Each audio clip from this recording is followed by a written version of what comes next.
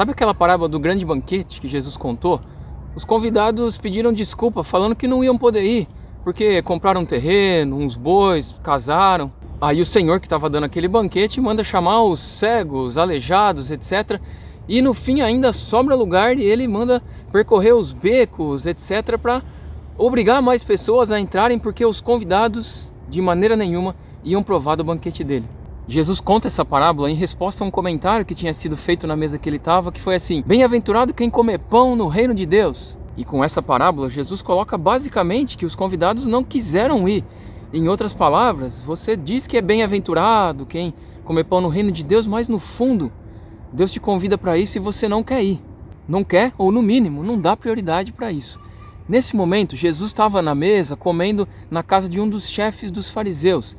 Muito provavelmente quem estava ali são pessoas desse círculo de amizade ali do fariseu, que teoricamente eram os caras de Deus, os caras que em tese querem Deus, querem estar com ele e que provavelmente simbolizam esses convidados. Deus chamou eles de fato estarem lá no banquete, mas no fundo eles se recusaram.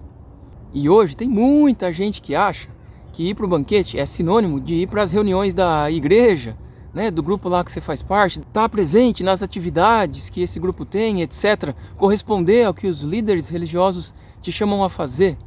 E até pregam isso, ensinam isso, muitas vezes porque é interesse também, que aí vai encher lá o lugar. Mas para pensar, isso tem alguma coisa a ver com o que Jesus fez, faz e ensinou? Ele ficava chamando as pessoas para ir encher os salões lá de reuniões? Não, o chamado dele é para seguir a ele. É isso que Jesus chama. E no fundo, quem gostava de estar sempre lá nas reuniões e chamar as pessoas para lá eram justamente os fariseus que estavam ali ouvindo Jesus falar isso. Até que ponto essa presença nas reuniões dos grupos hoje não seria semelhante àqueles convidados que também estavam presentes nas reuniões lá, mas que no fundo não atendiam ao chamado do Pai, de Deus, convidando para serem governados por ele, o reino de Deus.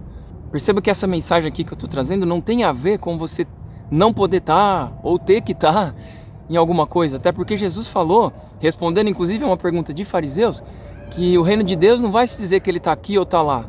Não tem a ver com o lugar, o reino de Deus está dentro de vocês.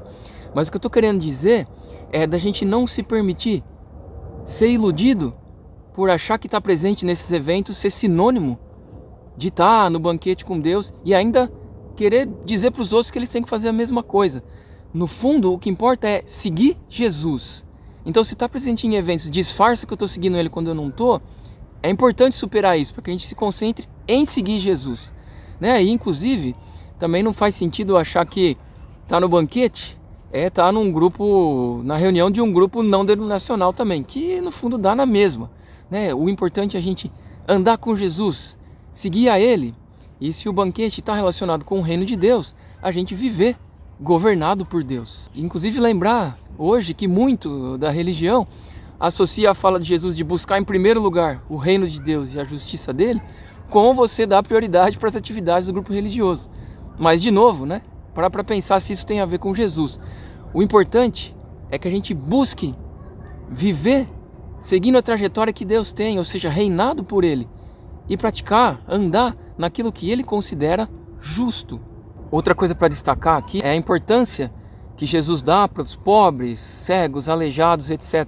Porque no fundo são eles que acabam entrando nesse banquete, Aqueles que normalmente têm pouca importância nesse mundo, na visão das pessoas, Jesus deu importância para eles. E não foi só nesse caso aí. Jesus já começou puxando o assunto ali com aquela pergunta: é lícito curar no sábado? Os caras se calaram. Aí ele vai lá, cura uma pessoa que estava ali e fala para eles: se você tiver um boi, ele cair lá no poço no sábado, você não vai logo tirar? Então Jesus já começa trazendo isso para eles, questionando e trazendo essa verdade para quem tiver ouvidos para ouvir. Depois, notando como as pessoas ali, na ocasião, procuravam os primeiros lugares no banquete, Jesus fala: quando você for convidado, não vai lá pro primeiro não, querer ser o importantão. Vai lá pro último, vai lá mais para trás. Porque se você ficar lá querendo ser importante, pode ser que alguém te chame para ir mais para trás. E se você estiver lá no fundo, quem sabe te chama ali mais para frente, Então, trazendo, essa oportunidade de aprender com respeito à humildade, a se fazer pequeno, não querer ser o grandão, à vista das pessoas, mas sim viver o que tem valor aos olhos de Deus. E na visão de Jesus, pensando em outras falas dele, o maior é aquele que serve, é aquele que é um serviçal, que é o escravo de todos.